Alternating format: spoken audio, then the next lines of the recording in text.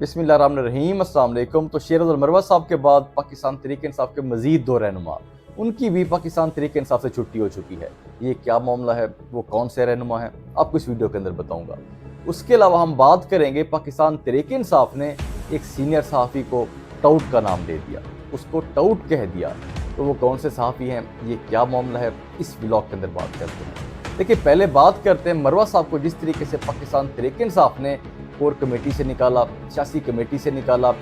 अब उसकी वजह जो बताई गई कि जी खान साहब उनके ऊपर काफ़ी नाराज़ हैं क्योंकि उन्होंने सऊदी अरब के हवाले से एक बयान दिया था कि जी रजीम चेंज के अंदर सऊदी अरब का हाथ था, अमेरिका के साथ मिल के इन्होंने रजीम चेंज किया था। इस बात के ऊपर खान साहब काफ़ी गुस्सा थे। तो उमर अयूब साहब ने अनाउंसमेंट की, उन्होंने एक प्रेस कॉन्फ्रेंस की, उसके अंदर उन्होंने कहा कि खान साहब ने ये हुक्म दिया है कि मरवा साहब को सियासी कमेटी से, कोर कमेटी से निकाला जाए और जमात की तरफ से शो काज नोटिस भी भेज दिया गया। मतलब खान साहब काफ़ी गुस्सा हो चुके हैं। लेकिन बात यह है कि मरवा साहब का ये जो एक बयान था, ये काफ़ी दिन पहले का था। तो इस बयान के बाद वो खान साहब से मुलाकात भी कर चुके हैं। लेकिन अगर खान साहब ने एक्शन लेना था फ़ौरन ले लेते। खान साहब ने उस टाइम कोई एक्शन नहीं लिया था। खान साहब से मुलाकातें भी वो करते रहे। एक खबर अब जो सामने आई है कि सऊदी अरब के जो प्रिंस हैं वो पाकिस्तान का दौरा कर रहे हैं। तो ये तो नहीं कि खान साहब ने अब सोचा हो कि सऊदी अरब के जो प्रिंस हैं वो पाकिस्तान आ रहे हैं, तो अब उनको इस तरह का एक्शन लेना चाहिए, क्योंकि खान साहब इस टाइम चाहते हैं कि जो बाहर के ममालिक हैं वो उनको सपोर्ट करें, उनके लिए आवाज़ उठाएं। तो खान साहब ने इसलिए हो सकता है कि ये एक्शन अब ले लिया हो। तो बात यह है कि मरवा साहब जो हैं अब वो ऐसे समझ लें कि उनकी कहानी जो है फ़िलहाल तक तो ख़त्म हो चुकी है। इसके अलावा एक और जो खबर सामने आई कि मरवा साहब के बाद दो पाकिस्तान तहरीक इंसाफ के मज़ीद रहनुमा, सीनियर रहनुमा जो कोर कमेटी से अलहदा हो चुके हैं। तो एक तो आज़म स्वाति साहब हैं, दूसरे सलार काकड़ साहब हैं।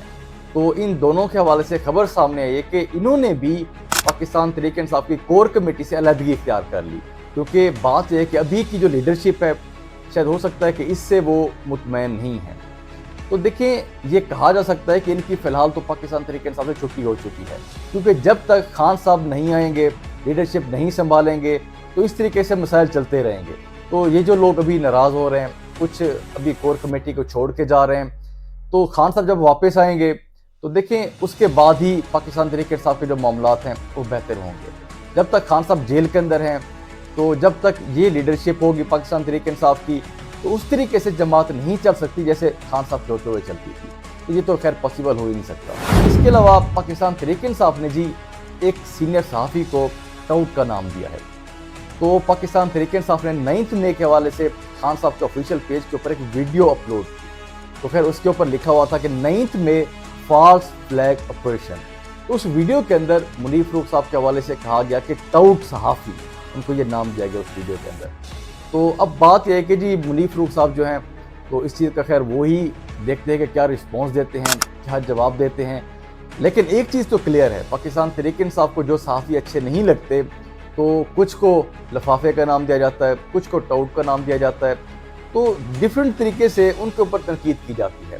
तो बाकी अब मुनीर फ़ारूक साहब के ऊपर जिस तरीके से इल्ज़ाम लगाया गया, टाउट सहाफ़ी का नाम दिया गया, तो जिस तरीके से उनके हवाले से बातें की गई, तो वो खुद ही देखते हैं कि क्या रिस्पॉन्स देते हैं इस हवाले से, क्या स्टेटमेंट्स देते हैं, क्या अपना जवाब देते हैं। तो ये भी जब पता चलेगा आपके सामने रखेंगे।